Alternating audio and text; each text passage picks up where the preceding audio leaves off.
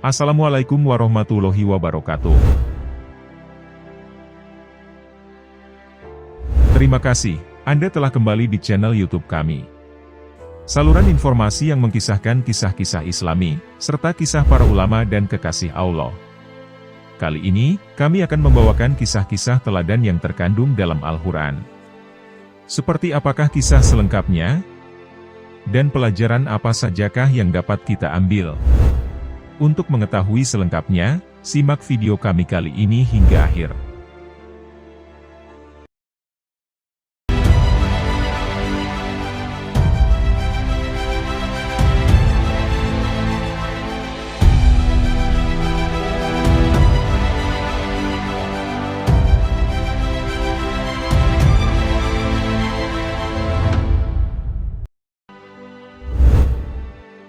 Kisah adalah peristiwa masa lampau, yang direkonstruksi atau diceritakan kembali dengan berdasar pada ingatan, kesan, juga penafsiran seseorang.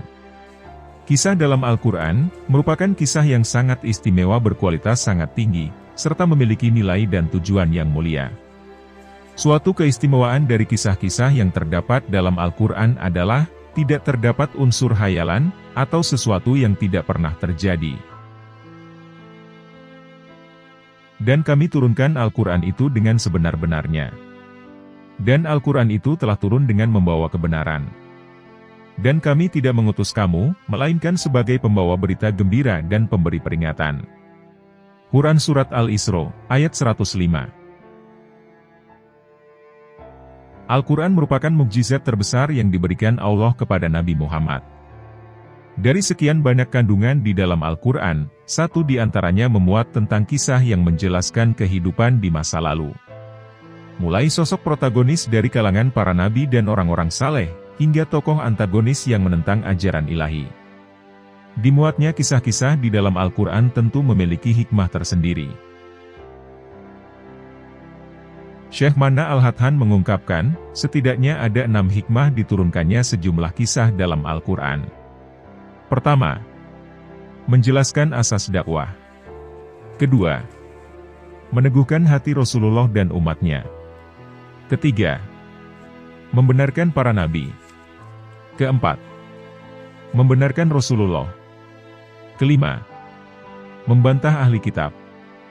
Dan yang terakhir, menjadi peradaban.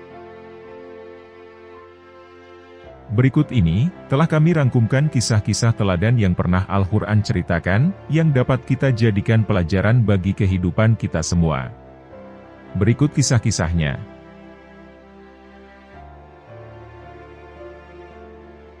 Kaum yang dikutuk menjadi kera dan babi. Di dalam Al-Quran, Allah telah menyebutkan kisah-kisah umat terdahulu, sebagai bahan pelajaran bagi umat yang datang setelahnya. Di antara kisah yang disebut dalam Al-Quran adalah, kisah kaum yang dikutuk dan diubah oleh Allah menjadi kera. Kisah ini bukanlah dongeng semata. Bahwasanya, Allah Subhanahu wa Ta'ala telah mengutuk mereka menjadi kera, dikarenakan mereka berusaha mengakali hukum Allah. Kaum tersebut hidup jauh sebelum masa Nabi Muhammad. Mereka hidup di suatu desa yang dekat dengan laut. Menurut para ulama tafsir, tidak semua dari mereka diubah menjadi kera, karena masih ada yang taat akan perintahnya. Selanjutnya, Imam Az-Zuhri menyatakan, bahwa nama desa tersebut adalah Tobariyah, yang juga dekat Danau Tobariyah. Akan tetapi dalam tafsir Al-Qurtubi, disebutkan riwayat-riwayat berbeda lainnya. Seperti Maknat, Ailah, ataupun Madian, suatu daerah yang terletak di antara Ailah dan At-Tur, yang mana kesemuanya berada di tepi-tepi laut. Pada saat itu, dalam kitab Taurat Allah menetapkan, bahwa di hari Sabtu dikhususkan untuk beribadah kepadanya. Dan mereka juga dilarang untuk mengambil ikan di laut. Akan tetapi, Allah memberikan ujian kepada mereka, dengan munculnya ikan yang berlimpah, tepat di hari Sabtu. Dan selain di hari Sabtu, seakan-akan ikan-ikan tersebut menjauh, dan lenyap dari mereka. Melihat hal ini, ada sebagian golongan yang menaruh perangkap ikan di hari Jumat petang. Hal tersebut ia lakukan agar memperoleh ikan yang banyak, yang akan diambil pada hari Ahad. Namun, tetap saja hal ini telah melanggar dan mengakali perintah Allah. Adapun sebagian lainnya adalah mereka yang melihat perbuatan yang melanggar ini tanpa memberikan peringatan. Maka inilah yang membuat mereka dikutuk menjadi kera.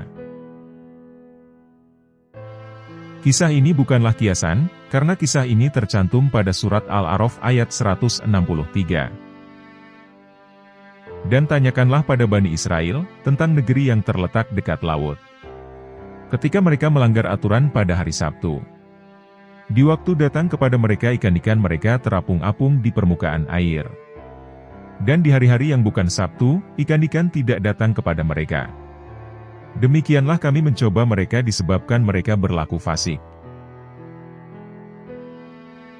Bukti lainnya terdapat dalam surat Al-Baqarah, ayat 65. Dan sesungguhnya telah kamu ketahui orang-orang yang melanggar di antaramu di hari Sabtu. Lalu kami berfirman kepada mereka, jadilah kamu kera yang hina. Disebut sebagai kera yang hina, karena mencerminkan perbuatan kebiasaan mereka, dan mencoba mengakali hukum Allah. Dari kisah tersebut, ada yang beranggapan, bahwa kera dan babi yang ada sekarang, mereka adalah merupakan hasil keturunan kaum Yahudi yang dikutuk. Padahal, Rasulullah telah menyebutkan dalam hadis riwayat Muslim. Dan sesungguhnya Allah tidak menghancurkan, atau tidak mengazab pada suatu kaum manusia, maka Allah akan menjadikan mereka memiliki keturunan. Dan sesungguhnya kera dan khinzir, atau babi, telah ada sebelum tragedi pengutukan kaum Yahudi Bani Israel. Menurut hadits tersebut, bisa ditarik kesimpulan, bahwa kera dan khinzir, atau babi yang ada sekarang ini, mereka bukan berasal dari keturunan Yahudi, yang pernah dikutuk oleh Allah. Para ulama tafsir berbeda pendapat dengan riwayat selanjutnya tentang kera-kera kutukan bangsa Yahudi. Ada sebagian yang beranggapan, bahwa setelah itu mereka mati begitu saja setelah 3 hari 3 malam. Hal ini agar mereka merasakan kehinaan di dunia, sebelum akhirnya mereka dimatikan. Ada sebagian lagi yang mengatakan, bahwa setelah menjadi kera, Allah mengembalikan lagi mereka ke wujud semula. Dan yang berubah adalah hati-hati mereka, yang kemudian dijadikan sebagaimana hati-hati kera yang serakah. Setengah riwayat ahli tafsir, yaitu menurut riwayat dari Ibnu Ishaq, Ibnu Jarir, dan Ibnu Abbas mengatakan, bahwa semua mereka itu dikutuk. Sehingga, wujud mereka pun berubah rupa menjadi monyet. Tetapi setelah mereka menjadi monyet itu, mereka tidak bisa makan dan tidak bisa minum. Sehingga, tidak sampai 3 hari sesudah perubahan rupa itu, mereka pun akhirnya mati semua. Setengah ahli tafsir lainnya menafsirkan, bahwa mereka disumpah Tuhan. Sehingga, wujud mereka langsung bertukar jadi kera, jalan dengan kaki 4, gigi berganti dengan siung. Tetapi lebih hebatlah azab itu, bahwa tubuh tetap tubuh manusia, tetapi perangai sudah menjadi perangai kera. Mereka datang berkelompok-kelompok ke ladang orang. Bukan itu saja, hasil ladang yang dimakannya sampai sekenyang perut, sampai berlebih dalam lehernya. Tetapi batang-batang pisang, ketela, jagung yang bertemu mereka lalu rusakkan dan patahkan. Sesudah hasil mereka ambil, dasar yang tinggal mereka rusakkan pula, sehingga tidak bisa tumbuh lagi. Kalau dikejar, mereka pun akan lari. Dan dari tempat jauh ataupun hutan-hutan, mereka mencibir orang-orang yang mengejarnya.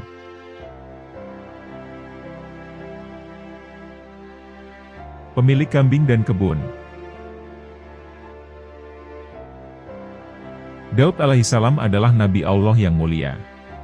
Ia seorang nabi, rasul dan sekaligus raja. Ia menjadi raja bagi Bani Israel setelah meninggalnya Talut. Sebelum menjadi raja, Nabi Daud adalah panglima perang saat melawan Jalut. Keberhasilan Nabi Daud membunuh Jalut dalam peperangan, membuatnya dipilih Bani Israel sebagai raja sepeninggal Talut. Tidak banyak nabi atau rasul yang dimuliakan Allah menjadi raja. Di antara yang sedikit itu adalah Nabi Daud dan anaknya, Nabi Sulaiman alaihissalam. Allah pernah menyebutkan tentang kemuliaan dari Nabi Daud alaihissalam. Dan sesungguhnya telah kami berikan kepada Daud kurnia dari kami. Kami berfirman, wahai gunung-gunung dan burung-burung, bertasbihlah berulang-ulang bersama Daud. Dan kami telah melunakkan besi untuknya. Quran Surat Saba, ayat 10. Nabi Daud memiliki kelebihan dalam kekuatan fisik. Sehingga, beliau mampu melunakkan besi, dan pandai membuat baju besi untuk berperang. Beliau juga memiliki kemerduan suara yang sangat indah, dalam melantunkan ayat-ayat Allah dari kitab Zabur. Diketahui, tatkala Nabi Daud melakukan bacaan kitabnya, maka burung-burung yang ada di udara berhenti, dan menjawabnya. Gunung-gunung pun menjawab bacaannya, dan mengikutinya. Karena itulah, ketika Nabi Muhammad melewati Abu Musa al-Asy'ari, yang sedang membaca Al-Quran di malam hari, yang suaranya sangat merdu. Maka Nabi Shallallahu Alaihi Wasallam berhenti, dan mendengarkan bacaannya. Dan Rasulullah Shallallahu Alaihi Wasallam bersabda, sesungguhnya orang ini telah dianugerahi sebagian dari kemerduan, atau keindahan. Suara keluarga Nabi Daud yang merdu bagaikan suara seruling. Hadis riwayat Bukhari dan Muslim.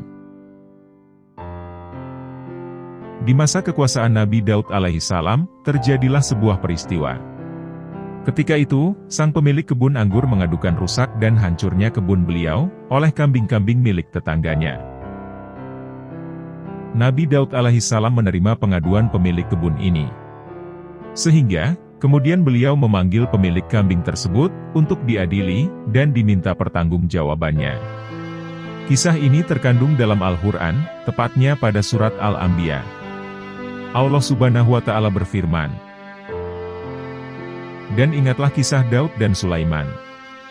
Di waktu keduanya memberikan keputusan mengenai tanaman, karena tanaman itu dirusak oleh kambing-kambing kepunyaan kaumnya. Dan adalah kami menyaksikan keputusan yang diberikan oleh mereka itu. Quran Surat Al-Anbiya, ayat 78. Imam Ibnu Jarir menjelaskan, bahwa tanaman tersebut adalah pohon anggur yang buahnya telah masak. Tanaman itu lalu dirusak oleh ternak kambing seseorang. Sehingga, semuanya hancur tidak bersisa sama sekali. Maka kemudian Nabi Daud menyidangkan perkara tersebut, dan kemudian mengeluarkan keputusan. Keputusan yang diambil oleh Nabi Daud ketika itu adalah, kambing-kambing itu diserahkan kepada pemilik kebun, sebagai ganti rugi kebunnya. Setelah keputusan itu ditetapkan, orang-orang yang berperkara keluar dari majelis Nabi Daud. Tentunya untuk segera mengeksekusi hukuman yang telah diputuskan. Namun ketika mereka keluar, mereka bertemu Nabi Sulaiman, anak dari Nabi Daud. Beliau bertanya kepada mereka, tentang keputusan apa yang telah ditetapkan ayahandanya. Setelah mendengarkan penjelasan mereka, Sulaiman segera menemui ayahandanya. Ia memandang ada keputusan yang lebih baik, dan lebih adil dari itu. Maka Nabi Sulaiman berkata, bukan demikian keputusannya, wahai Nabi Allah. Nabi Daud bertanya, lalu bagaimanakah pendapatmu? Nabi Sulaiman mengatakan, bahwa hendaknya kebun anggur itu diserahkan kepada pemilik ternak kambing, agar ia menanamnya kembali dan mengurusnya. Hendaknya ia mengurusnya, sampai anggur itu berbuah lagi, seperti saat sebelum dirusak kambing. Sebaliknya, kambing-kambing ternak itu diserahkan kepada pemilik kebun anggur. Pemilik kebun anggur boleh memanfaatkan susu kambing itu, dan mendapatkan anaknya. Manakala kebun anggur itu telah kembali berbuah seperti sedia kala, maka kebun anggur diserahkan kembali kepada pemiliknya. Begitu pula ternak kambing, diserahkan juga kembali kepada pemiliknya. Keputusan Sulaiman ini menjadi sangat bijak dan tepat. Dan ini kemudian diambil oleh Nabi Daud, sekaligus membatalkan keputusan pertama. Allah kemudian berfirman, maka kami telah memberikan pengertian kepada Sulaiman tentang hukum yang lebih tepat. Dan kepada masing-masing mereka telah kami berikan hikmah dan ilmu. Dan telah kami tundukkan gunung-gunung dan burung-burung. Semua bertasbih bersama Daud, dan kamilah yang melakukannya. Quran Surat Al-Anbiya, ayat 79. Pada ayat ini Allah memuji Nabi Sulaiman atas keputusannya tersebut. Tetapi, Allah tidaklah mencela Nabi Daud alaihissalam, dan tidak menganggapnya zalim dalam keputusannya. Sebab, Nabi Daud saat memutuskan yang pertama, bukanlah dengan hawa nafsu, melainkan itu ijtihadnya. Di samping itu, semua nabi dimaksumkan oleh Allah dari perbuatan zalim. Munculnya pendapat Nabi Sulaiman, juga bagian dari cara Allah dalam memaksumkan Nabi Daud, dalam mengambil keputusan.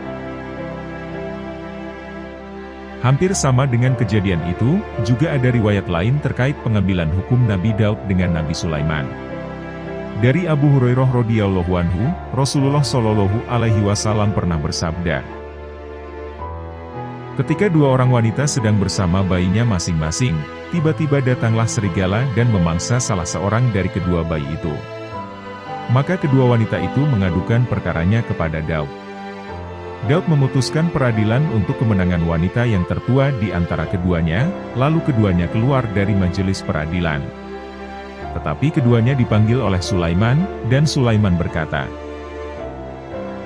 ambilkanlah pisau besar, dan aku akan membelah bayi ini menjadi dua, untuk dibagikan kepada kamu berdua. Maka wanita yang muda berkata, semoga Allah merahmatimu. Sesungguhnya anak ini adalah anaknya, janganlah engkau membelahnya. Maka Sulaiman memutuskan, bahwa bayi itu adalah anak wanita yang muda. Hadis riwayat Bukhari dan Muslim. Begitulah Allah berikan sikap ketegasan Nabi Daud dalam menetapkan hukum. Dan Allah karuniai kebijaksanaan kepada Nabi Sulaiman.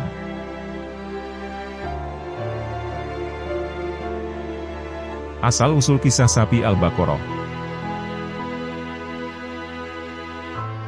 Singkatnya, tersebutlah di kalangan Bani Israel seorang kaya raya.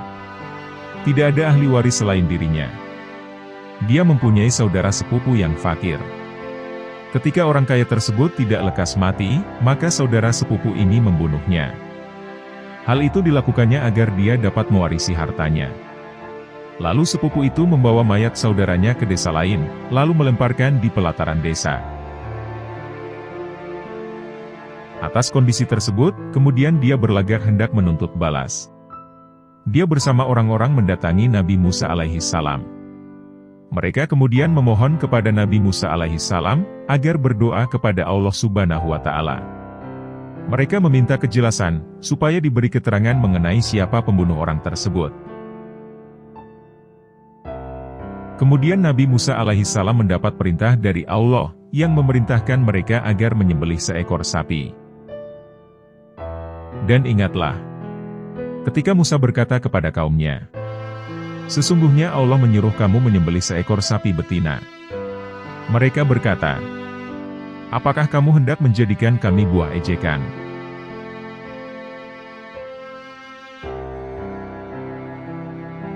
Setelah mendapatkan wahyu tersebut, kaum Bani Israel kemudian berkata, apakah engkau mengejek kami, padahal kami hanya bertanya kepadamu mengenai orang yang terbunuh, dan engkau justru memerintahkan kami agar menyembelih sapi.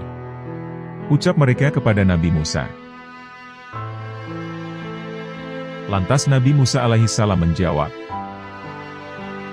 aku berlindung kepada Allah, agar tidak termasuk orang-orang yang bodoh. Quran Surat Al-Baqarah, ayat 67. Ketika orang-orang mengetahui, bahwa menyembelih sapi merupakan rencana dari Allah, maka mereka menanyakan ciri-ciri sapi tersebut kepada Nabi Musa alaihissalam. Ternyata, di balik kejadian tersebut ada hikmah besar. Yaitu, bahwa di kalangan Bani Israel terdapat orang saleh. Dia mempunyai anak laki-laki yang masih kecil, dan dia mempunyai anak sapi betina. Dia membawa anak sapi tersebut ke dalam hutan dan berkata, ya Allah, saya menitipkan anak sapi ini kepadamu untuk anakku, kelak jika dia dewasa. Selanjutnya, orang saleh ini meninggal dunia. Sehingga, anak sapi ini masih di hutan sampai bertahun-tahun. Anak sapi itu berlari setiap kali dilihat oleh orang.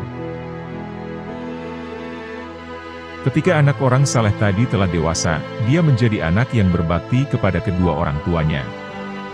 Dia membagi malamnya menjadi 3 bagian. Dia melaksanakan sholat dalam sepertiga malam, tidur dalam sepertiga malam, dan duduk di samping ibunya dalam sepertiga malam. Di pagi hari, dia mencari kayu bakar yang ditaruh di punggungnya. Lalu datang ke pasar untuk menjual kayunya, sesuai kehendak Allah Subhanahu wa Ta'ala.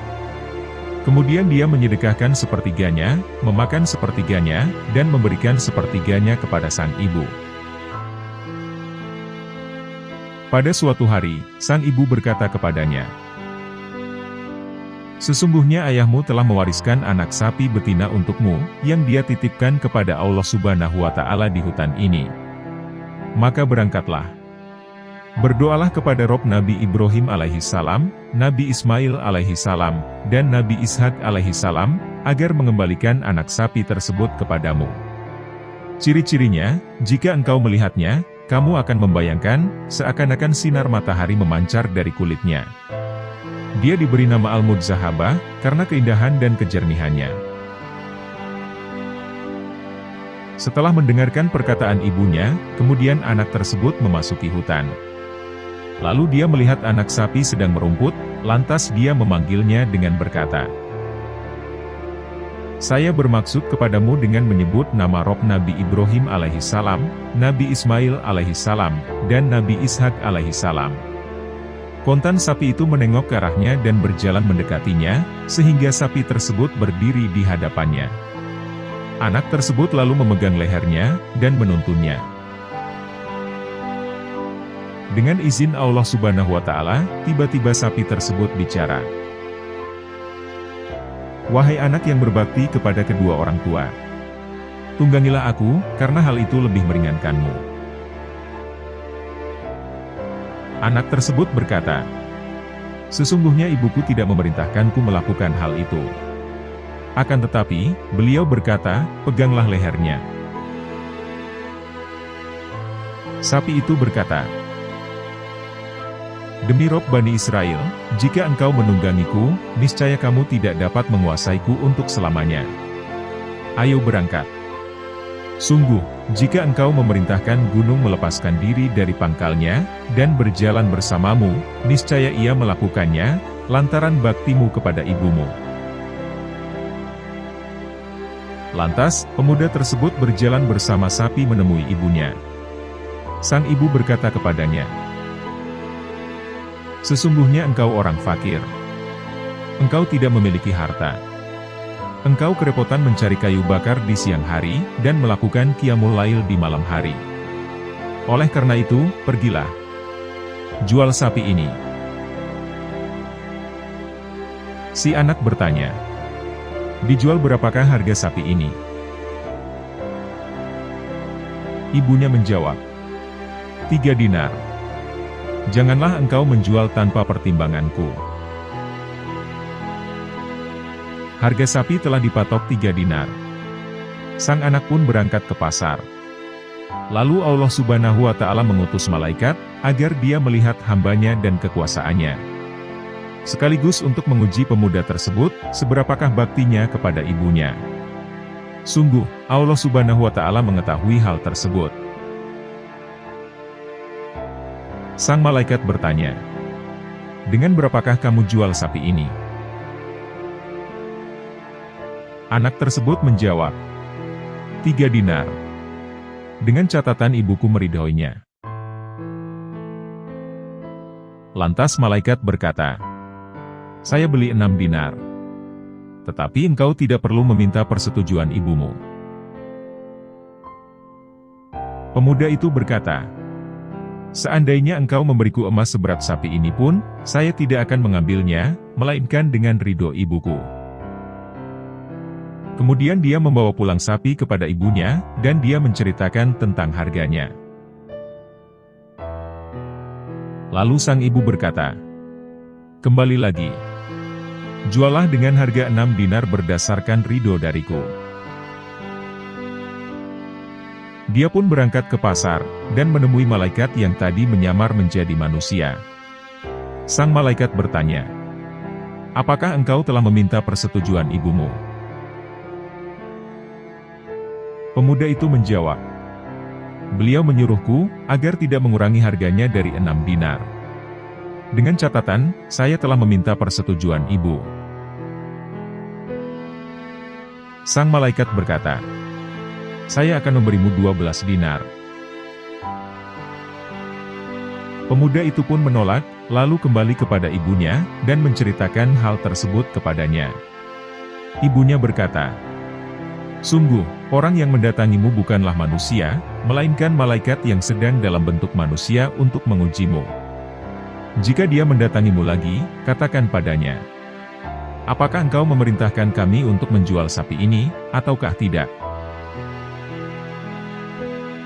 Pemuda itu pun melakukan hal tersebut, dan malaikat lalu berkata, kembalilah kepada ibumu, dan tolong sampaikan padanya, biarkanlah sapi ini. Sungguh, Nabi Musa alaihissalam akan membelinya dari kalian, untuk mengungkap korban pembunuhan seseorang di kalangan kaum Bani Israel. Janganlah engkau menjualnya, kecuali dengan kepingan dinar yang memenuhi kulitnya. Oleh karena itu, tahan dulu sapi ini. Allah Subhanahu wa Ta'ala memang menakdirkan orang-orang Bani Israel yang akan menyembelih sapi itu. Mereka terus-menerus menanyakan ciri-ciri sapi tersebut. Dan ternyata, ciri-ciri yang diberikan sesuai dengan ciri-ciri sapi pemuda saleh tersebut. Hal ini merupakan imbalan bagi pemuda tersebut atas baktinya kepada sang ibu sebagai anugerah dan kasih sayang. Akhirnya mereka pun membeli sapi tersebut, dengan emas sepenuh kulit sapi. Lantas mereka menyembelih sapi tersebut, kemudian memukulkan bagian dari sapi kepada korban pembunuhan, sebagaimana perintah Allah Subhanahu wa Ta'ala. Selanjutnya, orang yang terbunuh itu bangkit, dan hidup lagi, dengan izin Allah Subhanahu wa Ta'ala. Sedang, urat lehernya masih mengalirkan darah. Lalu dia berkata, yang membunuh saya adalah Fulan. Kemudian dia jatuh dan mati di tempatnya. Maka, si pembunuh akhirnya terhalang mendapat warisan.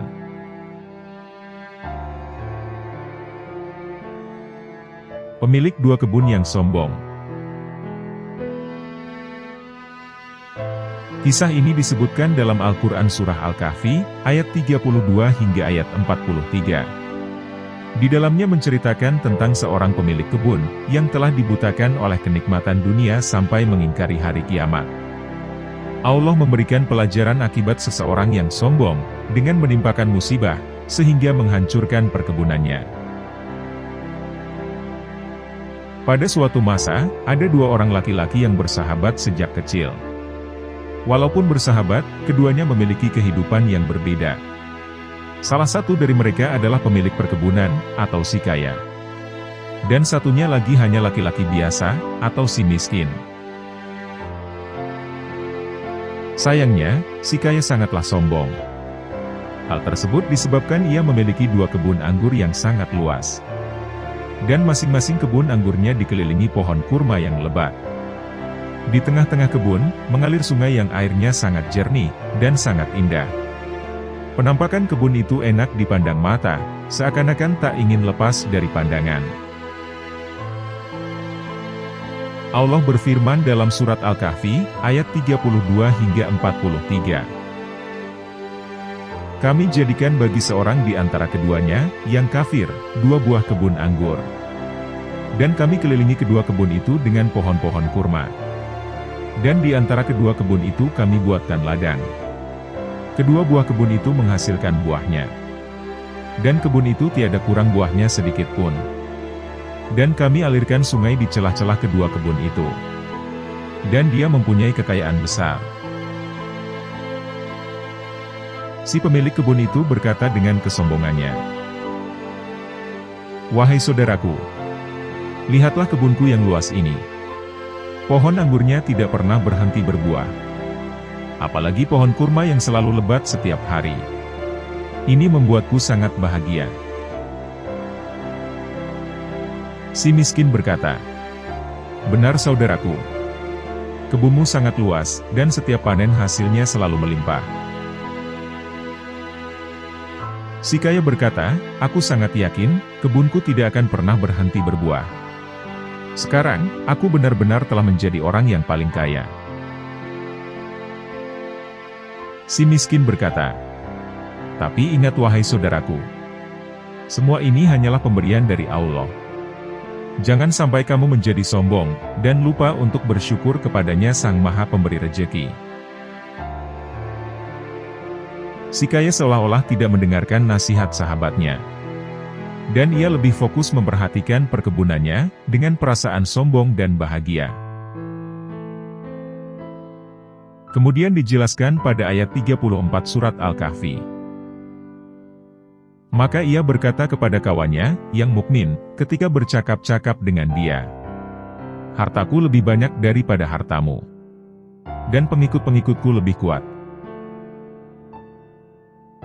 Keesokan harinya, si kaya pergi ke rumahnya, dan melihat harta yang dikumpulkan dari penjualan hasil kebun.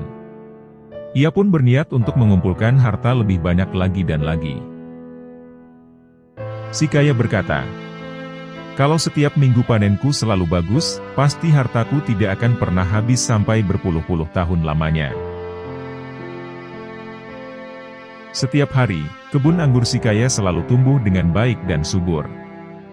Hal itulah yang menjadikannya semakin bertambah kaya.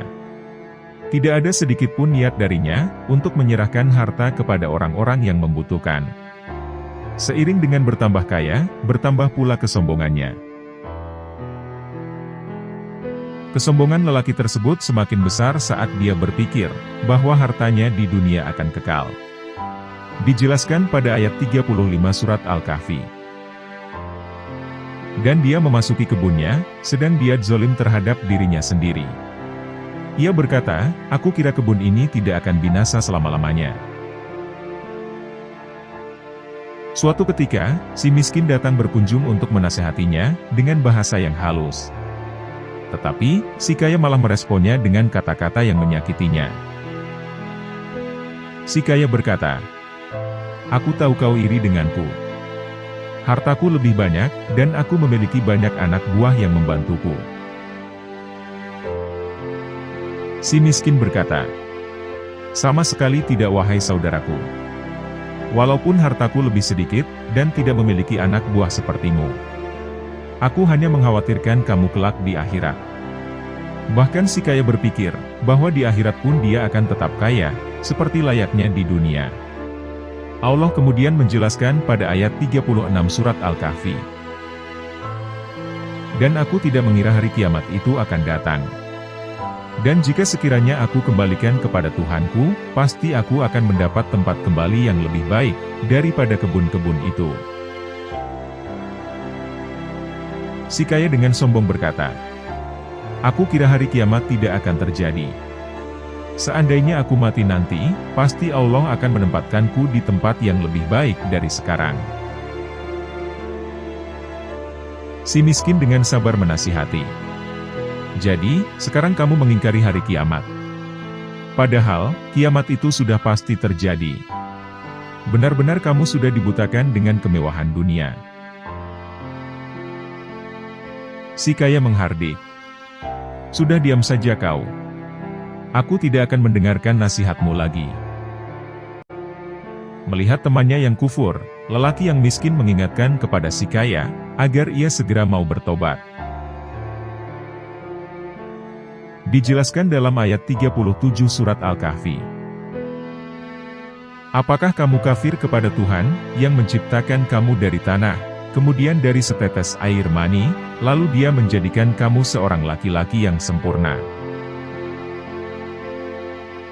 Si miskin juga memberikan nasihat yang dijelaskan pada ayat 39 surat Al-Kahfi. Dan mengapa kamu tidak mengatakan waktu kamu memasuki kebunmu, Masya Allah, sungguh atas kehendak Allah semua ini terwujud, tiada kekuatan kecuali dengan pertolongan Allah. Sekiranya kamu anggap aku lebih sedikit darimu, dalam hal harta dan keturunan. Si miskin menasihati. Sahabatku, ucapan ini merupakan ungkapan syukur atas nikmat Allah. Segeralah bertobat kepada Allah, sebelum engkau terlambat. Si kaya tidak mau mendengarkan nasihat si miskin. Ia mengusir si miskin karena merasa kesal. Mendengarkan nasihat si miskin, ia menganggap sahabatnya terlalu iri dengan semua harta yang dimilikinya. Setelah kepulangan si miskin, ia tidak berhenti untuk memamerkan hasil kebunnya kepada orang-orang di sekitarnya. Dan ia semakin sombong dan angkuh dari sebelumnya. Orang miskin yang sabar ini kemudian berdoa, "Maka mudah-mudahan Tuhanku akan memberi kepadaku kebun yang lebih baik daripada kebunmu ini. Dan mudah-mudahan Dia mengirimkan ketentuan, petir, dari langit kepada kebunmu, hingga kebun itu menjadi tanah yang licin, atau airnya menjadi surut ke dalam tanah. Maka, sekali-kali kamu tidak dapat menemukannya lagi." Selanjutnya Allah membinasakan harta milik si kaya yang sombong. Setelah kehilangan hartanya, barulah si kaya merasa menyesal. Dan harta kekayaannya dibinasakan, lalu ia membolak-balikan kedua tangannya, tanda menyesal, terhadap apa yang ia telah belanjakan untuk itu. Sedang pohon anggur itu roboh bersama para-paranya, dan dia berkata, "Andai kiranya dulu aku tidak mempersekutukan seorang pun dengan Tuhanku." Allah berfirman dalam surat Al-Kahfi ayat 43. Dan tidak ada bagi dia segolongan pun yang akan menolongnya, selain Allah. Dan sekali-kali ia tidak dapat membela dirinya. Si kaya yang sombong itu teringat akan kebunnya, dan bergegas pergi ke sana. Ia tidak mendapatkan apa-apa. Semua perkebunannya hampir rata dengan tanah. "Saya mulai menyesali kesombongannya selama ini," ucapnya. Kisah barusan tadi dapat memberikan pelajaran kepada kita, bahwa dengan memiliki kekayaan bukan berarti kita hebat. Justru, kita harus bisa bijaksana dan bersyukur atas apa yang kita miliki. Begitu pula apabila kita diuji dengan kesulitan ekonomi, bukan berarti Allah tidak sayang. Hal tersebut terjadi karena kita sedang diuji, agar nantinya kita mampu menjadi orang yang sabar.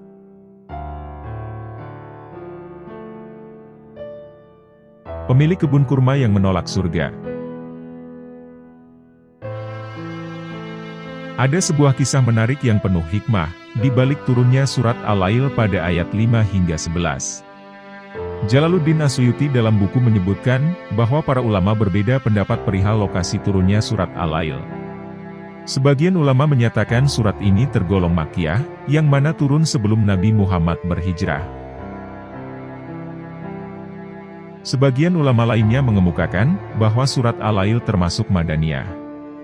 Lantaran terdapat suatu kisah mengenai pohon kurma, yang menjadi asbabun nuzul beberapa ayatnya. Suatu ketika, ada seorang lelaki miskin yang berjalan melewati kebun kurma di kota Madinah. Laki-laki itu diketahui sedang merasa kelaparan. Sementara, ia tak memiliki harta, bahkan makanan sedikit pun untuk disantap. Ia kemudian mendapati sebuah pohon kurma yang subur dan rimbun buahnya. Saking lebatnya, kurma-kurma tersebut sampai menjuntai, hampir menyentuh tanah. Melihat itu, ia tak kuasa menahan rasa lapar yang dirasa. Maka diambillah sebuah kurma untuk dimakannya. Apa yang dilakukannya ternyata diketahui oleh si tuan pemilik kebun. Tuan tersebut kemudian menghardik lelaki miskin dengan kata-kata yang menyakitnya. "Aku akan membawa engkau, dan adukan perbuatanmu kepada Rasulullah. Sungguh, tanganmu akan dipotong karena telah mencuri." Si pria fakir itu berujar sambil mengikuti tuan kebun yang membawanya kepada Rasulullah. "Apakah benar, tanganku harus dipotong hanya karena sebuah kurma yang kuambil?" Sesampainya di hadapan Nabi, sang pemilik kebun mengatakan kepada beliau, "Ya Rasulullah, potonglah tangan orang ini. Ia telah mencuri di kebunku." Rasulullah kemudian berkata kepada lelaki miskin itu, "Apa yang sudah kau curi, wahai saudaraku?" "Maafkan aku ya Rasulullah. Aku mencuri sebutir kurma dari kebun tuan ini, lantaran rasa lapar yang kurasa. Maaf, aku tadi hilaf," ujar pria itu. Mendengar perkataannya, lalu Nabi Muhammad berkata kepada pemilik kebun, "Mengapa tidak kau infakkan saja sebutir kurma itu kepadanya? sehingga kau akan mendapat kebaikan dan pahala berlimpah." Pemilik kebun menjawab, "Tidak ya Rasulullah. Aku tidak mau menginfakkannya, meskipun sedikit. Orang ini perlu diberi sanksi. Bila dibiarkan, kelak ia akan terbiasa mencuri lagi." Kemudian Nabi menawarkan sesuatu. "Maukah kau kuberitakan ganjaran yang lebih hebat? Kau infakkan pohon kurma yang lebat itu, dan sebagai ganjarannya, Allah Subhanahu wa Ta'ala akan memberimu surga nanti." Tutur Rasulullah Shallallahu Alaihi Wasallam. Tuan kebun itu menimbang-nimbang balasan surga untuknya, seperti yang dikatakan oleh Rasulullah. Lalu ia mengatakan, "Apakah benar, sebatang pohon kurma sebanding dengan surga?" "Aku tak percaya ya Rasulullah. Aku tak menginginkannya." Nabi Muhammad tersentak mendengar pemilik kebun tersebut. Ia tak membayangkan kekikiran yang dimiliki oleh seorang umatnya. Kemudian datanglah seorang pria, yang mendengar percakapan di antara Rasul dengan pemilik kebun, dan lelaki miskin itu. Seorang pria itu kemudian berujar, "Wahai pemilik kebun, apabila engkau enggan menerima tawaran surga dari Rasulullah, mengapa tidak kau jual saja pohon kurma yang lebat buahnya itu kepadaku?" Tuan kebun menjawab, "Aku tidak akan menjual dengan harga yang murah, wahai saudaraku." Jawabnya dengan angkuh, "Berapa yang kau minta untuk pohon itu?" Balas pria itu, "Aku akan tukar pohon kurmaku dengan 40 batang kurma. Apakah kau akan membelinya?" Ucap pemilik kebun. Mendengar harga yang tidak masuk akal, pria itu berpikir bahwa surga yang kelak akan didapatnya tak sebanding dengan mahalnya perkara dunia. Ia lalu menjawab, "Baik, akan aku beli pohon kurmamu yang lebat dengan 40 pohon kurma yang kumiliki." Pohon kurma yang lebat buahnya pun terjual, dan pemilik kebun mendapatkan keuntungan berlipat darinya. Karena sifat kikirnya itu, ia telah menyia-nyiakan surga yang dikatakan oleh Rasulullah Shallallahu Alaihi Wasallam. Peristiwa ini dijelaskan menjadi sebab turunnya surat Al-Lail ayat 5 hingga 11. Siapa yang memberikan hartanya di jalan Allah dan bertakwa, serta membenarkan adanya balasan yang terbaik, atau surga, kami akan melapangkan baginya jalan kemudahan, atau kebahagiaan. Adapun orang yang kikir dan merasa dirinya cukup, atau tidak perlu pertolongan Allah, serta mendustakan balasan yang terbaik, kami akan memudahkannya menuju jalan kesengsaraan. Hartanya tidak bermanfaat baginya apabila dia telah binasa. Demikian riwayat yang menjadi asbabun nuzul surat Al-Lail, ayat 5 hingga 11.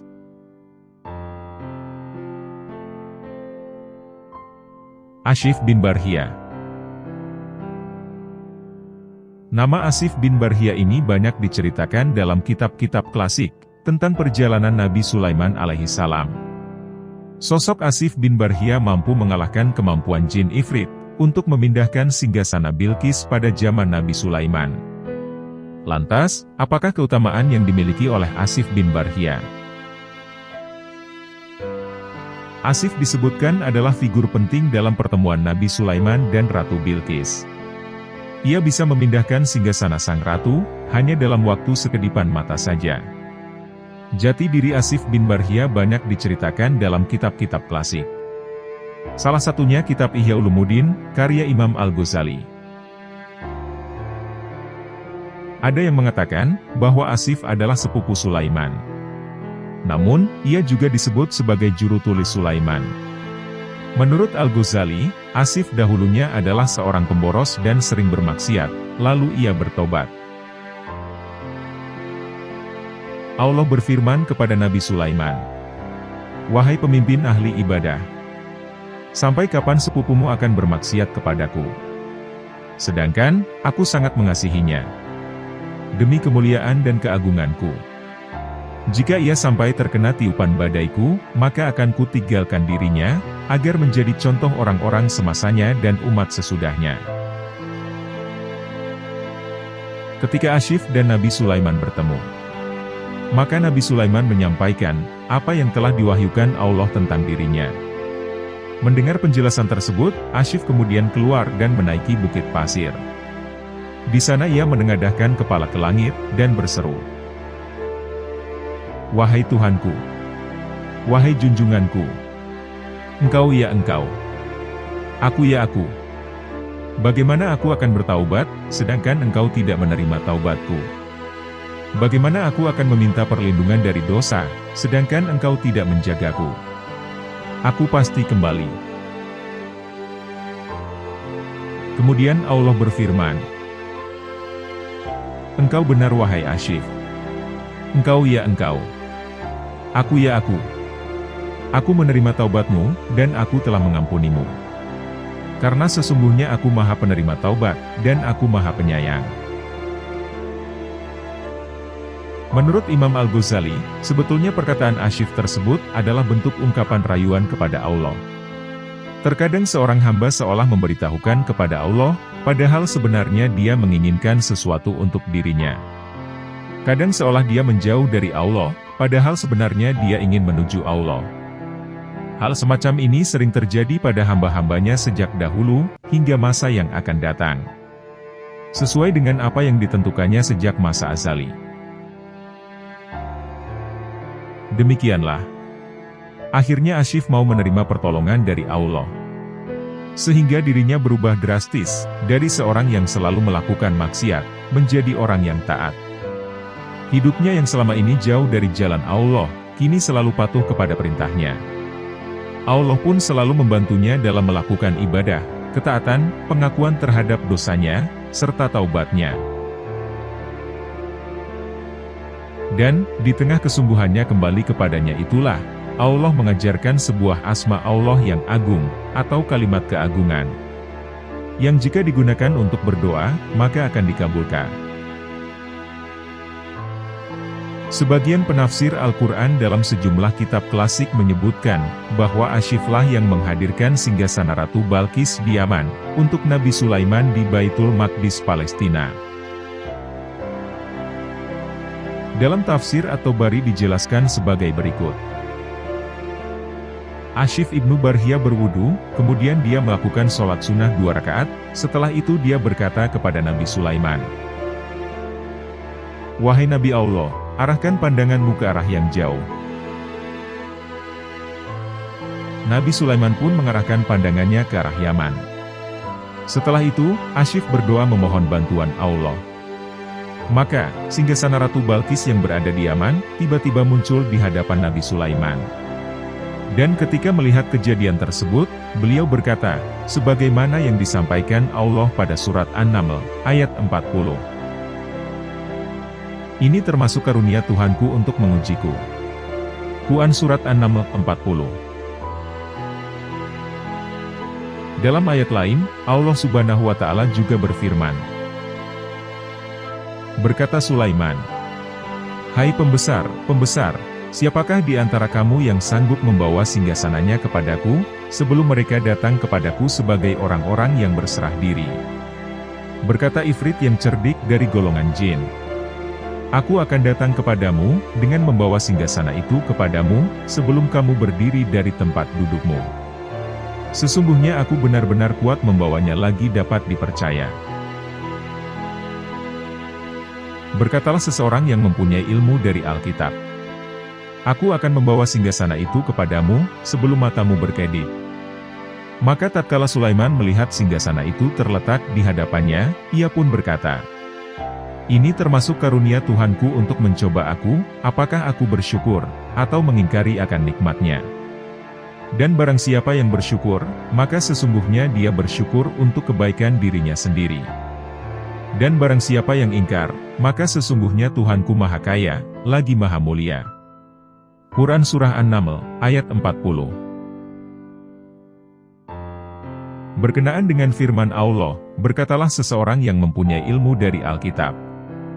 Ibnu Katsir mengatakan sebagai berikut. Orang itu adalah Asyif. Ia adalah seorang juru tulis Nabi Sulaiman. Demikian pula dengan yang diriwayatkan oleh Muhammad bin Ishaq, dari Yazid bin Ruman, bahwa orang itu adalah Ashif bin Barhia. Dia adalah seorang yang jujur dan mengetahui asma-asma Allah yang mulia. Imam Qatadah berkata, bahwa dia adalah seorang mukmin dari golongan manusia. Dan dia bernama Ashif. Demikian pula dengan apa yang dikatakan oleh Abu Soleh, bahwa Ashif berasal dari golongan manusia. Imam Qatadah juga menambahkan, tepatnya dari kaum Bani Israel.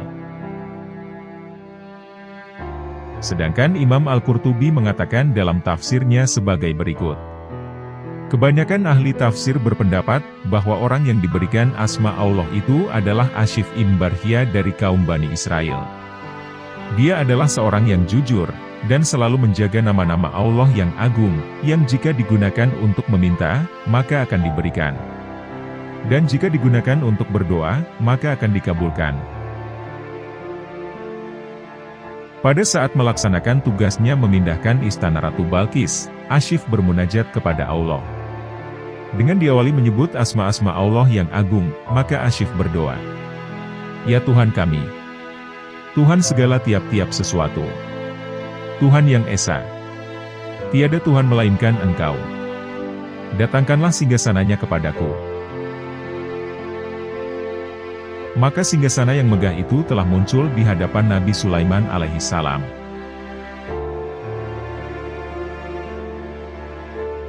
Maryam mendapatkan makanan dari langit. Maryam binti Imran merupakan salah seorang wanita terbaik yang pernah diciptakan oleh Allah Subhanahu wa Ta'ala. Kisahnya pun banyak kita temui dalam ayat-ayat Al-Quran.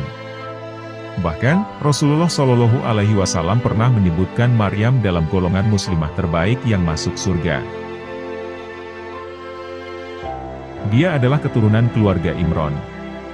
Salah satu keluarga terbaik yang pernah ada dalam sejarah kehidupan manusia. Penghargaan tertinggi yang diberikan oleh Allah adalah, ketika nama Maryam diabadikan dalam salah satu surat Al-Quran. Maryam sejak kecil memiliki kedekatan kepada Allah Subhanahu wa Ta'ala. Ia membiasakan dirinya dengan banyak beribadah kepada Allah. Munajat dan doa tidak pernah ia lupakan. Ketakwaannya juga begitu sempurna. Dia pun biasa puasa sehari dan berbuka 2 hari. Tak heran, jika keajaiban diberikan kepadanya berupa makanan, yang berasal langsung dari sisi Allah Subhanahu wa Ta'ala. Hal tersebut dikisahkan dalam suatu ayat. Setiap Zakaria masuk untuk menemui Maryam di mihrab, ia dapati makanan di sisinya. Zakaria berkata, "Wahai Maryam, dari mana kau memperoleh makanan ini?" Maryam menjawab, "Makanan itu dari sisi Allah. Sesungguhnya Allah memberi rezeki kepada siapa yang dikehendakinya tanpa hisab." Quran Surat Ali Imran, ayat 37. Kelebihan lain Maryam adalah, sifat-sifat keibuannya yang dapat diteladani. Ketika dia mengetahui hamil tanpa seorang laki-laki, ia mengasingkan diri. Hal ini dilakukannya demi keselamatan bayinya.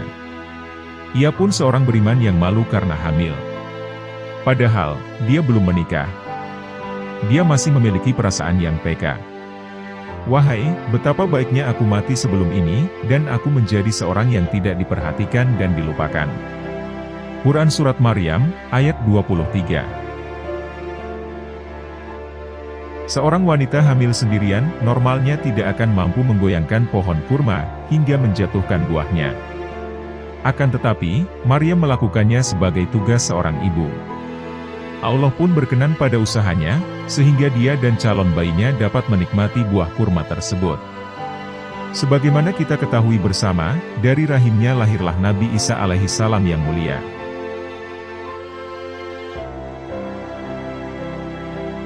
Harut dan Marut.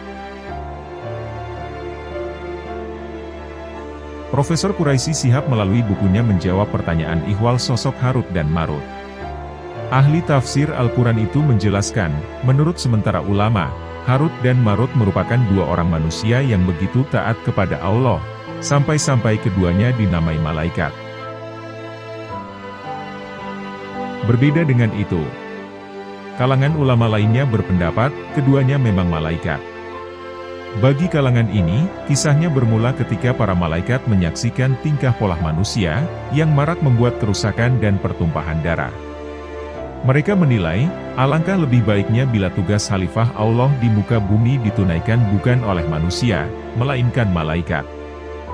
Mereka kemudian mengadukan kegelisahan ini kepada Allah. Setelah itu, Allah menyuruh para malaikat agar memilih 2 di antara mereka, sebagai pelaksana tugas khalifah Allah di muka bumi. Ini lebih sebagai ujian, apakah benar malaikat lebih sempurna dalam menjalankan tugas kekhalifahan. 2 malaikat yang terpilih itu adalah Harut dan Marut. Keduanya lantas turun ke bumi, dengan dilengkapi potensi-potensi kemanusiaan. Namun, Harut dan Marut dalam perjalanannya mengalami banyak godaan, sebagaimana yang diterima kebanyakan manusia.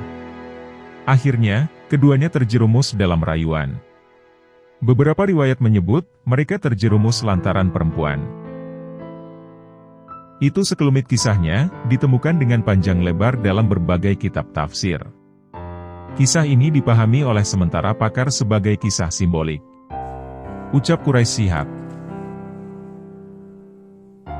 Tafsir Ibnu Katsir Jilid 1 memaparkan, tentang penjelasan tentang surah Al-Baqarah, yang berbicara tentang Harut dan Marut. Dalam surah Al-Baqarah pada ayat ke-101 Allah berfirman, "Dan setelah datang kepada mereka seorang Rasul dari sisi Allah, yang membenarkan apa yang ada pada mereka. Sebahagian dari orang-orang yang diberi kitab, melemparkan kitab Allah ke belakangnya, seolah-olah mereka tidak mengetahui, bahwa itu adalah kitab Allah." Kata mereka dalam ayat tadi adalah merujuk pada kaum Yahudi. Menurut Ibnu Katsir, sekelompok dari kaum Yahudi telah mencampakkan kitab Allah, yang di dalamnya terdapat berita kedatangan Nabi Muhammad SAW. Bahkan, mereka lebih tertarik belajar dan melakukan sihir, demi menolak kenabian Rasulullah SAW. Dalam konteks masa kenabian, seorang Yahudi, Labid bin Asyam, pernah berupaya menyihir untuk mencelakakan Rasulullah SAW. Namun, Allah memperlihatkan dan menyelamatkan Rasulullah dari sihir tersebut. Kisah ini disarikan Ibnu Katsir dari Sahih Bukhari dan Sahih Muslim. Maryam mendapatkan makanan dari langit. Maryam binti Imran merupakan salah seorang wanita terbaik yang pernah diciptakan oleh Allah Subhanahu wa Ta'ala. Kisahnya pun banyak kita temui dalam ayat-ayat Al-Quran.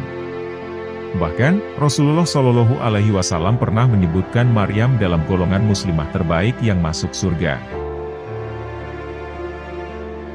Dia adalah keturunan keluarga Imron, salah satu keluarga terbaik yang pernah ada dalam sejarah kehidupan manusia. Penghargaan tertinggi yang diberikan oleh Allah adalah, ketika nama Maryam diabadikan dalam salah satu surat Al-Quran. Maryam sejak kecil memiliki kedekatan kepada Allah Subhanahu wa Ta'ala. Ia membiasakan dirinya dengan banyak beribadah kepada Allah. Munajat dan doa tidak pernah ia lupakan. Ketakwaannya juga begitu sempurna. Dia pun biasa puasa sehari dan berbuka 2 hari. Tak heran, jika keajaiban diberikan kepadanya berupa makanan, yang berasal langsung dari sisi Allah Subhanahu wa Ta'ala. Hal tersebut dikisahkan dalam suatu ayat. Setiap Zakaria masuk untuk menemui Maryam di mihrab, ia dapati makanan di sisinya. Zakaria berkata, "Wahai Maryam, dari mana kau memperoleh makanan ini?"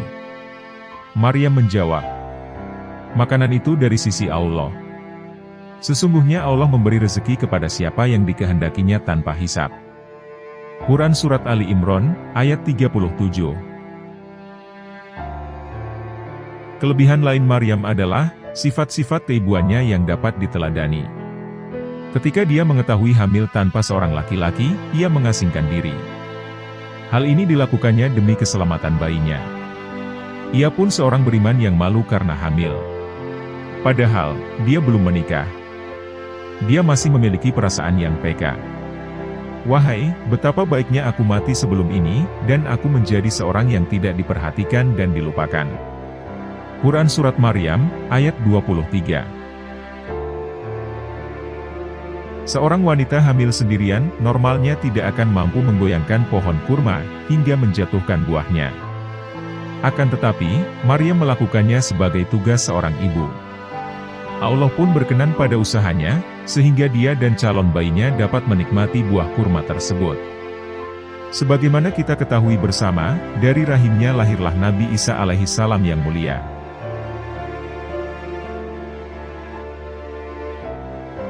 Harut dan Marut. Profesor Quraisy Shihab melalui bukunya menjawab pertanyaan ihwal sosok Harut dan Marut. Ahli tafsir Al-Quran itu menjelaskan, menurut sementara ulama, Harut dan Marut merupakan dua orang manusia yang begitu taat kepada Allah, sampai-sampai keduanya dinamai malaikat. Berbeda dengan itu, kalangan ulama lainnya berpendapat, keduanya memang malaikat. Bagi kalangan ini, kisahnya bermula ketika para malaikat menyaksikan tingkah pola manusia, yang marak membuat kerusakan dan pertumpahan darah. Mereka menilai, alangkah lebih baiknya bila tugas khalifah Allah di muka bumi ditunaikan bukan oleh manusia, melainkan malaikat. Mereka kemudian mengadukan kegelisahan ini kepada Allah. Setelah itu, Allah menyuruh para malaikat agar memilih dua di antara mereka, sebagai pelaksana tugas khalifah Allah di muka bumi. Ini lebih sebagai ujian, apakah benar malaikat lebih sempurna dalam menjalankan tugas kekhalifahan. Dua malaikat yang terpilih itu adalah Harut dan Marut. Keduanya lantas turun ke bumi, dengan dilengkapi potensi-potensi kemanusiaan. Namun, Harut dan Marut dalam perjalanannya mengalami banyak godaan, sebagaimana yang diterima kebanyakan manusia. Akhirnya, keduanya terjerumus dalam rayuan. Beberapa riwayat menyebut, mereka terjerumus lantaran perempuan. Itu sekelumit kisahnya, ditemukan dengan panjang lebar dalam berbagai kitab tafsir. Kisah ini dipahami oleh sementara pakar sebagai kisah simbolik. Ucap Quraisy Shihab. Tafsir Ibnu Katsir Jilid 1 memaparkan, tentang penjelasan tentang surah Al-Baqarah, yang berbicara tentang Harut dan Marut. Dalam surah Al-Baqarah pada ayat ke-101 Allah berfirman, dan setelah datang kepada mereka seorang Rasul dari sisi Allah, yang membenarkan apa yang ada pada mereka. Sebahagian dari orang-orang yang diberi kitab, melemparkan kitab Allah ke belakangnya, seolah-olah mereka tidak mengetahui, bahwa itu adalah kitab Allah. Kata mereka dalam ayat tadi adalah merujuk pada kaum Yahudi. Menurut Ibnu Katsir, sekelompok dari kaum Yahudi telah mencampakkan kitab Allah, yang di dalamnya terdapat berita kedatangan Nabi Muhammad SAW. Bahkan, mereka lebih tertarik belajar dan melakukan sihir, demi menolak kenabian Rasulullah SAW. Dalam konteks masa kenabian, seorang Yahudi, Labid bin Asyam, pernah berupaya menyihir untuk mencelakakan Rasulullah SAW. Namun, Allah memperlihatkan dan menyelamatkan Rasulullah dari sihir tersebut. Kisah ini disarikan Ibnu Katsir dari Sahih Bukhari dan Sahih Muslim. Kaum Yahudi juga membantah kenabian Rasulullah Muhammad SAW. Mereka membantahnya, justru bukan dengan kitab Taurat, melainkan kitab Asyif, serta sihir Harut dan Marut. Padahal, jelas Ibnu Katsir, Al-Quran terbukti tidak bertentangan dengan kitab Taurat. Namun, begitu mengetahui fakta tersebut, kaum Yahudi malah melempar kitab Taurat. Sebenarnya kaum Yahudi itu mengetahui, tetapi mereka membuang, dan menyembunyikan pengetahuan mereka itu, dan mengingkarinya. Kata Imam Qatadah, sebagaimana dikutip Ibnu Katsir. Lantas, seperti apakah kitab Asyif itu? Semua bermula sejak zaman Nabi Sulaiman alaihissalam. Ibnu Katsir mengutip keterangan Ibnu Abi Hatim, yang diperoleh dari Ibnu Abbas. Asyif adalah nama juru tulis Nabi Sulaiman. Dia mengetahui Ismul Adzom, atau nama yang paling agung. Dia mencatat segala sesuatu atas perintah Nabi Sulaiman, lalu menguburnya di bawah singgasananya. Setelah Nabi Sulaiman wafat, setan-setan mengeluarkan tulisan-tulisan itu kembali, dan mereka mengatakan, inilah kitab pedoman yang diamalkan Sulaiman. Setan-setan itu menuding Nabi Sulaiman telah mempelajari dan melakukan sihir, sebagaimana tulisan-tulisan yang dikubur itu. Ibnu Abbas melanjutkan riwayat ini. Sehingga orang-orang yang bodoh mengingkari Nabi Sulaiman, dan mencacinya. Sedangkan para ulama diam, sehingga orang-orang bodoh itu masih terus mencaci Nabi Sulaiman, hingga Allah menurunkan ayat 102 dari surah Al-Baqarah kepada Nabi Muhammad. Dan mereka mengikuti apa yang dibaca oleh setan-setan pada masa kerajaan Sulaiman. Dan mereka mengatakan bahwa Sulaiman itu mengerjakan sihir. Padahal, Sulaiman tidak kafir, atau tidak mengerjakan sihir, hanya setan-setanlah yang kafir, atau yang mengerjakan sihir. Quran Surat Al-Baqarah, ayat 102. Dengan demikian, kitab Asyif lebih sebagai tulisan-tulisan sihir yang telah dikubur. Bukan ditulis atau dikarang Asyif atas perintah Nabi Sulaiman. Tuduhan kaum musyrik, bahwa Nabi Sulaiman mengerjakan sihir pun terbantahkan.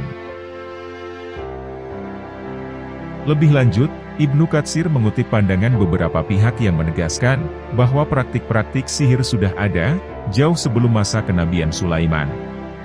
Setidaknya, tukang sihir sudah marak di lingkaran kekuasaan sejak era Nabi Musa alaihissalam. Sebagaimana telah diketahui, terdapat sejumlah ayat Al-Quran yang mengisahkan keimanan mereka, setelah menyaksikan mukjizat tongkat Nabi Musa. Di ayat lain, Al-Quran juga menyebut kaum durhaka, yang telah menuding Nabi Soleh sebagai pengikut sihir. Masih mengenai Al-Quran Surah Al-Baqarah ayat 102. Ibnu Katsir melanjutkan penjelasannya.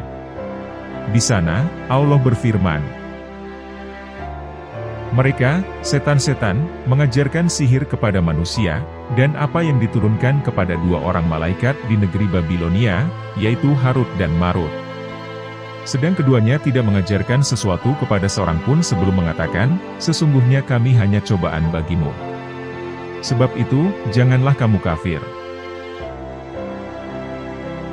Menurut Ibnu Abbas, Allah tidak menurunkan sihir kepada Harut dan Marut. Ibnu Katsir juga mengutip elaborasi dari Ibnu Jarir, yang menafsirkan ayat tersebut sebagai berikut. Nabi Sulaiman tidak kafir. Dan Allah tidak menurunkan sihir kepada kedua malaikat tersebut. Tetapi setan-setan itu yang kafir. Mereka, setan-setan, mengajarkan sihir kepada manusia di negeri Babil, yaitu Harut dan Marut.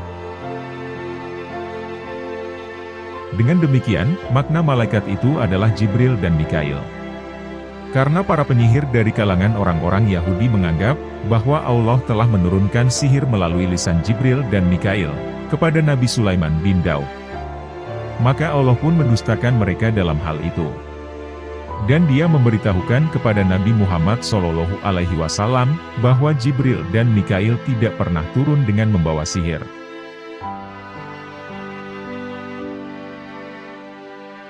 Pemilik kebun yang tamak dan kikir. Kisah tentang dua pemilik kebun ini dijelaskan Allah dalam Quran Surat Al-Qalam, ayat 17 hingga 33. Kisah ini diawali di sebuah desa bernama Darwan. Di desa ini hidup seorang laki-laki soleh yang memiliki sebuah kebun. Bagi orang Arab, kebun adalah sepetak tanah yang dipenuhi dengan pohon kurma, atau pohon lain sejenisnya. Kita tidak mengetahui secara pasti jenis pohon apa yang ditanam di kebun ini. Akan tetapi, yang dinyatakan dalam Al-Quran adalah seorang laki-laki soleh. Dia mengeluarkan apa yang diperlukan untuk ditanam kembali, sebagaimana layaknya petani yang lain. Kemudian dia menyimpan, sebagiannya untuk dimakan oleh dirinya dan keluarganya. Sedangkan sisanya disedekahkan kepada fakir miskin. Demikianlah yang dilakukan oleh laki-laki soleh ini. Dia mengambil apa yang diperlukan, dan menyedekahkan sisanya untuk orang-orang miskin. Serta dia mencukupi kebutuhan orang-orang fakir dan memerlukan. Ini pula lah yang menjadi sumber kemarahan anaknya kepadanya.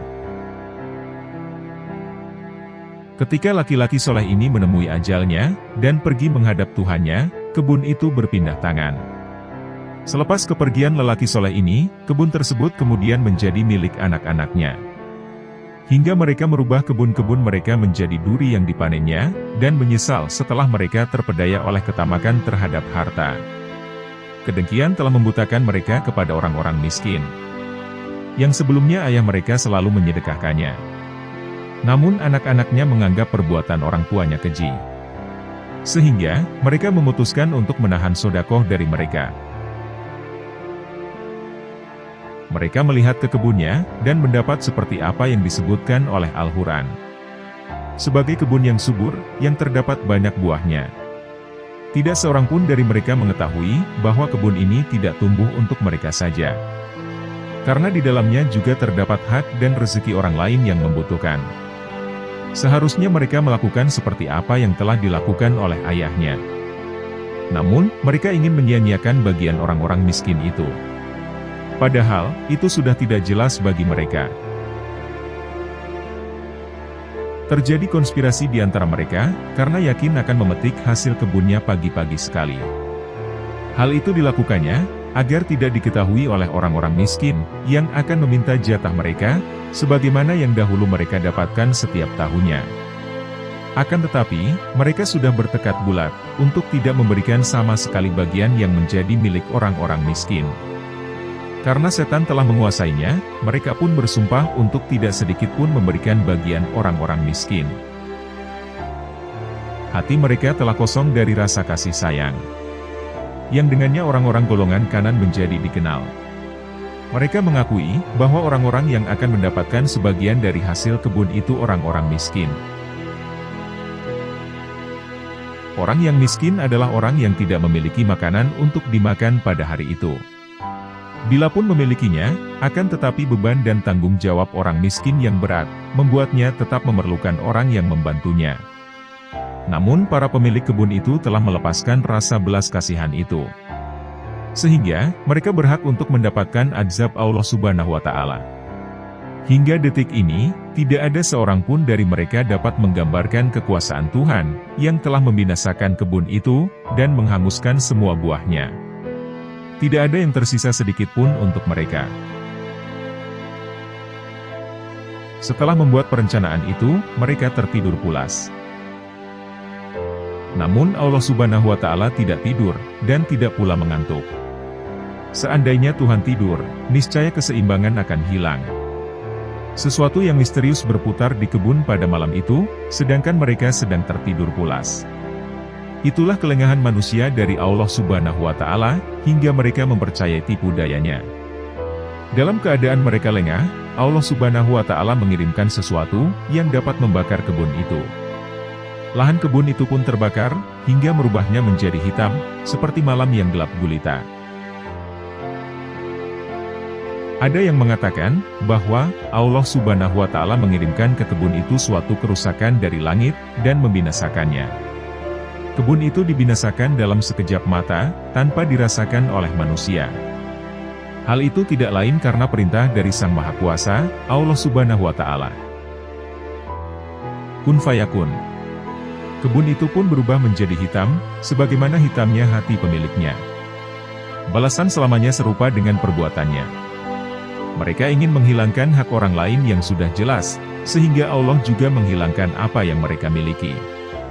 Dalam keadaan seperti ini, pemilik kebun itu masih tertidur pulas, hingga mereka telah bangun. Keesokan harinya, mereka merasa kaget, dan berteriak tidak percaya dengan apa yang terjadi. Mereka bahkan tidak mengetahui, bahwa Allah telah merubah kebun mereka menjadi demikian. Mereka kembali bersumpah, untuk melakukan apa yang menjadi ketamakannya. Sekarang, setelah nikmat itu hilang dan ditimpa azab, serta membuat perencanaan untuk berbuat maksiat telah berlalu saatnya, dan hati telah tergelincir, maka permohonan ampun tidak lagi bermanfaat. Dan tidak ada taubat setelah ditimpa akibat yang buruk. Sesungguhnya dalam kehidupan Fir'aun terdapat pelajaran. Terjadilah saling mencela dan menyalahkan setelah mereka menderita kerugian. Setelah saling mencela dan menjelekkan, Mereka pun akhirnya kemudian tersadar. Mereka bersaudara merasa sama-sama memiliki peranan dalam kekeliruan itu, dan pengaruh bagi diturunkannya azab ini. Mereka menangis, dan memperbaiki apa yang telah rusak. Kita tidak mengetahui, apakah Allah memberikan apa yang mereka inginkan, dan menerima taubat mereka atau tidak. Akan tetapi, komentar Al-Quran lebih tepat dari semua perkataan lainnya. Seperti itulah azab dunia. Dan sesungguhnya azab akhirat lebih besar, jika mereka mengetahuinya. Quran Surat Al-Qalam, ayat 33. Raja Dzulkarnain. Cerita umat terdahulu sering dikisahkan dalam Al-Quran. Hal itu tidak lain bertujuan agar umat manusia mengambil ibroh dari kejadian masa lalu. Salah satu kisah orang saleh di masa lalu, yang diceritakan Al-Quran adalah kisah Dzulkarnain. Ia diceritakan dalam Al-Quran sebagai sosok pengembara yang kuat, bijaksana, dan selalu menyeru kepada kebaikan. Rangkaian cerita Dzulkarnain ini bisa kita temukan dalam surah Al-Kahfi ayat 83, hingga 101. Asbabun nuzul ayat ini berkenaan dengan seorang pendeta Yahudi, yang bertanya kepada Nabi Muhammad. Mereka bersekutu dengan orang Quraisy untuk menguji kenabian Rasulullah Shallallahu Alaihi Wasallam. Mereka mengajukan pertanyaan perihal para pemuda yang hilang, roh, dan seorang pengembara yang telah menjelajahi wilayah timur dan barat.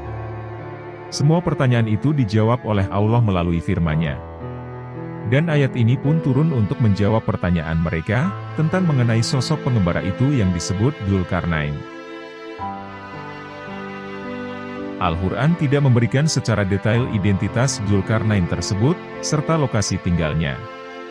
Penjelasan dari para ulama tafsir pun berbeda-beda. Kebanyakan ulama berpendapat, bahwa Dzulkarnain adalah seorang raja, karena merujuk pada hadis yang bersumber dari Ibnu Ishaq. Beberapa pendapat terdahulu mengatakan, bahwa Dzulkarnain ini adalah Iskandar Al-Makduni, atau Alexander dari Makedonia. Ada juga yang berpendapat, bahwa ia adalah raja dari Himyar, karena penyebutan dari namanya adalah Dzu. Namun dua pendapat pertama banyak dikritik dan tertolak, karena bersanad lemah. Pendapat terakhir yang kuat mengatakan, bahwa Dzulkarnain adalah raja dari Persia yang bernama Koresi, yang hidup antara tahun 539 hingga 560 sebelum Masehi. Seperti yang dikatakan Ibnu Asyur. Terlepas dari berbagai macam perbedaan pendapat mengenai identitas Dzulkarnain, sifat-sifat mulianya perlu kita ulas. At-Tabari mengutip pendapat dari Atsar, sebagaimana pula yang dikutip Hifnawi dari Hamid Usman, bahwa Sayyidina Ali pernah ditanya perihal Dzulkarnain. Saat itu, Sayyidina Ali ditanya mengenai apakah Dzulkarnain seorang nabi, ataukah malaikat. Lantas Sayyidina Ali pun menjawab, "Bukan ini, dan bukan itu." Maksudnya bukan nabi dan bukan malaikat. Ia adalah seorang hamba yang saleh, yang menyeru kaumnya kepada Allah Ta'ala. Lalu mereka melukai kepalanya. Kemudian ia menyeru lagi, namun mereka melukai kepalanya yang sebelah lagi. Menurut Ibnu Katsir, Dzulkarnain adalah seorang raja yang adil dan bijaksana, yang telah menjelajahi bumi bagian timur dan barat. Ia adalah seorang mukmin penyebar agama Allah, mempunyai banyak keajaiban atas kuasa Allah Subhanahu wa Ta'ala. Ia mengajak penduduk negeri-negeri yang ditaklukkannya untuk beriman kepada Allah. Suatu ketika, dalam perjalanannya ia sampai di belahan bumi bagian barat. Di sana, ia mendapati suatu kaum. Lalu Allah pun mengilhami Dzulkarnain, apakah akan menghukum mereka siksaan, atau berbuat baik.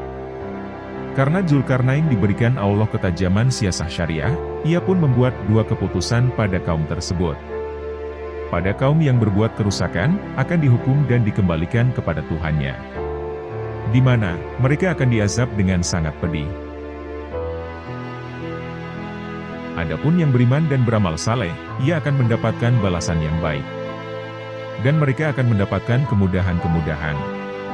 Cerita ini termaktub dalam surah Al-Kahfi, ayat 85 hingga 88. Di dalam ayat tersebut menunjukkan kebijaksanaan Zulkarnain dalam membuat keputusan sesuai syara, serta ketakwaannya dalam menjalankan perintah Allah Subhanahu wa Ta'ala.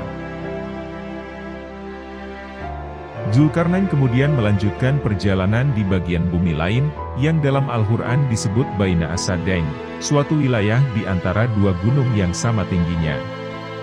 Di sana, ia bertemu suatu kaum yang telah hidup dalam ketakutan, karena terancam suatu kelompok yang bernama Ya'juj dan Ma'juj. Hal tersebut seperti yang diterangkan Al-Quran Surah Al-Kahfi, ayat 94. Menurut Al-Alusi, Ya'juj dan Ma'juj adalah orang-orang yang membuat kerusakan di muka bumi. Mereka membunuh dan merampas makanan apapun yang ada di muka bumi. Ruh Al-Ma'ani. Kaum yang teraniaya tersebut kemudian mengeluhkan perihal Ya'juj dan Ma'juj tersebut kepada Zulkarnain, serta memintanya untuk membuatkan dinding pembatas antara mereka. Zulkarnain pun akhirnya mengabulkan permintaan kaum tersebut. Hal ini semata-mata karena sifat luhurnya, yang ingin memperbaiki kerusakan di muka bumi. Dan sebagai bentuk rasa syukur kepada Allah, atas kekuasaan yang diberikan kepadanya. Sebagaimana yang telah diabadikan Allah dalam surah Al-Kahfi, ayat 95 hingga 97. Allah memberikan kekuasaan kepada Zulkarnain untuk membuatkan tembok penghalang, dengan menggunakan teknologi dan pengetahuan. Tembok penghalang tersebut terbuat dari besi yang dipanaskan dengan api yang mendidih. Dengan pengetahuan tersebut, tembok yang sudah jadi sangatlah kuat. Sehingga, Ya'juj dan Ma'juj tidak bisa keluar, ataupun melubanginya sampai hari kiamat nanti, dan bumi menjadi debu. Mereka tidak bisa menuju negeri lain, karena tembok tersebut adalah jalan satu-satunya Futuh Al-Ilahiyah. Meskipun Zulkarnain telah berhasil membuat proyek besar tersebut, tidak lantas kemudian hatinya menjadi congkak dan sombong, karena ilmu dan kekuasaannya. Ia justru merasa rendah hati, karena ia tidak mau upah. Meskipun saat itu ia ditawari imbalan yang mahal. Ia merasa bahwa segala ilmu, kekuatan, dan kekuasaan yang ia miliki, semua itu hanya milik Allah semata. Dan hal itu juga akan hancur atas kehendak Allah Subhanahu wa Ta'ala.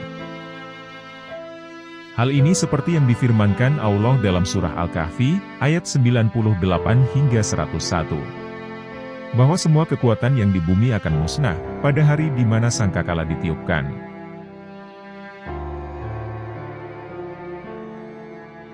Hidangan turun dari langit. Surah Al-Maidah merupakan surah kelima dalam Al-Quran. Surah yang terdiri dari 120 ayat ini tergolong ke dalam surah Madaniyah. Surah ini dinamakan Al-Maidah, sebab menceritakan tentang kaum Bani Israel, yaitu para pengikut Nabi Isa. Al-Maidah sendiri bermakna hidangan makanan. Namun, di antara banyaknya ayat dalam surah ini, tidak hanya semata mengisahkan tentang hidangan makanan. Banyak hal lain yang juga dibahas di dalam surah Al-Maidah. Salah satu kandungan dari surah Al-Maidah ini menceritakan tentang perjanjian antar manusia, hingga pembahasan tentang Nabi Isa alaihissalam, yang memberi kesaksian terhadap umatnya kelak di hari akhir. Dalam surat Al-Maidah ayat ke-111 sampai 115 mengisahkan tentang umat Nabi Isa yang meminta agar Allah menurunkan hidangan makanan secara langsung dari langit. Sebenarnya, ayat-ayat tersebut secara umum membahas tentang umat Nabi Isa alaihissalam yang diberi nikmat berupa hidangan makanan dari langit. Hal tersebut diberikan Allah Subhanahu wa Ta'ala untuk memenuhi kebutuhan mereka. Sebagaimana yang terdapat pada surat Al-Maidah ayat 112. Ingatlah, ketika pengikut-pengikut Isa yang setia berkata, "Wahai Isa putra Maryam, bersediakah Tuhanmu menurunkan hidangan dari langit kepada kami?" Isa menjawab, "Bertakwalah kepada Allah, jika kamu orang-orang beriman." Quran Surat Al-Maidah, ayat 112. Terdapat kisah tentang hidangan dari langit dalam surah Al-Maidah.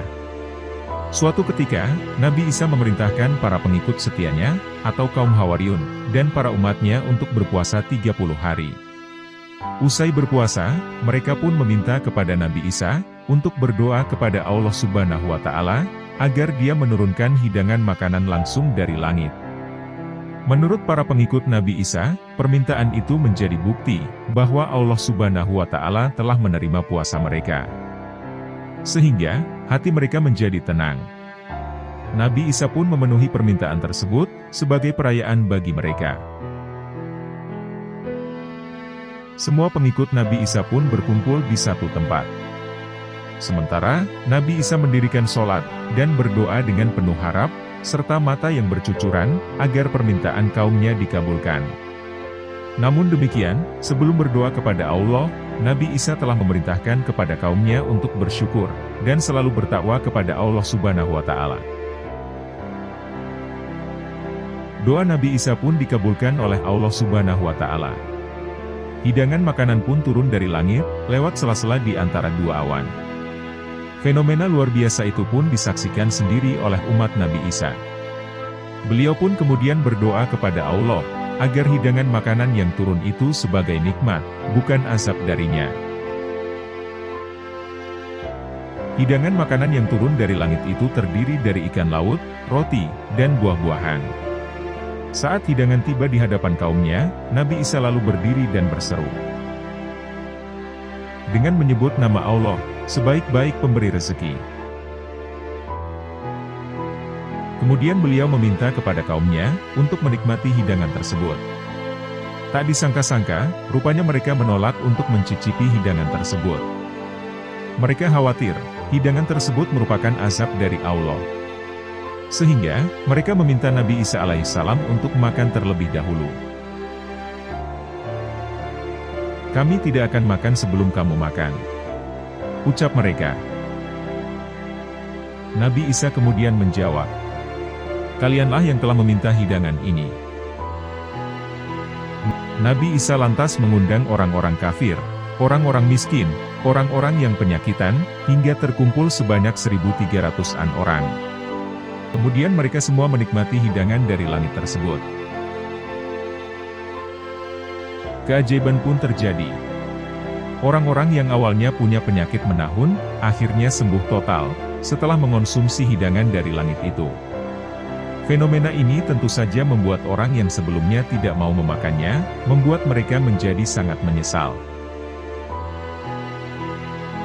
Berdasarkan buku kisah para nabi dan rasul, hidangan makanan dari Allah itu turun setiap hari dari langit. Melihat manfaat yang luar biasa dari hidangan tersebut, para pengikut Nabi Isa yang awalnya tidak mau memakannya, setelahnya mereka menjadi berani mengonsumsinya. Namun, khasiat yang didapatkan tidak seluar biasa seperti saat hidangan pertama kali diturunkan. Mereka hanya bisa merasakan kenyang, tanpa mendapat manfaatnya, seperti yang terjadi pertama kali. Beberapa waktu kemudian, hidangan dari langit itu tidak turun setiap hari, melainkan turun berselang 1 hari. Tak hanya itu, Allah Subhanahu wa Ta'ala pun memerintahkan Nabi Isa untuk memberikan hidangan tersebut hanya kepada orang fakir dan orang yang membutuhkan. Perintah Allah ini mendapat protes dari orang kaya dan orang munafik. Menurut mereka, tindakan tersebut tidaklah adil. Mereka mengaku juga kesulitan dalam memenuhi kebutuhannya sehari-hari. Karena protes dari mereka yang tak kunjung berhenti, pada akhirnya Allah tidak lagi menurunkan hidangan makanan dari langit. Bahkan, Allah Ta'ala kemudian merubah wujud orang-orang yang protes tersebut menjadi seekor babi. Nauzubillahi min zalik.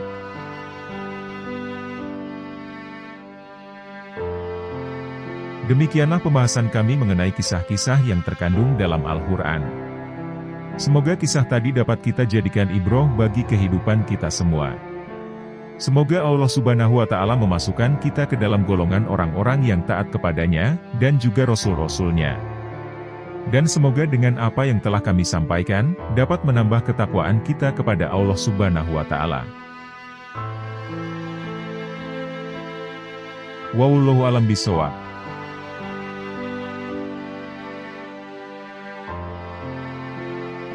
Terima kasih telah menonton. Jangan lupa klik tombol subscribe, like, komen, dan share. sebagai bentuk dukungan terhadap channel kami. Wassalamualaikum warahmatullahi wabarakatuh.